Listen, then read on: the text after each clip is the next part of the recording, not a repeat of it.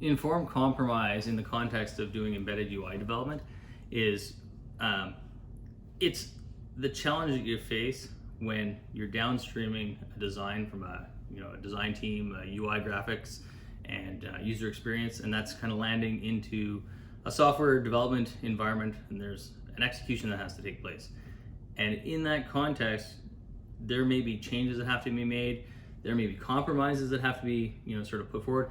The idea is that you don't have just one team, the software development team usually, making those decisions outside of the context of usability.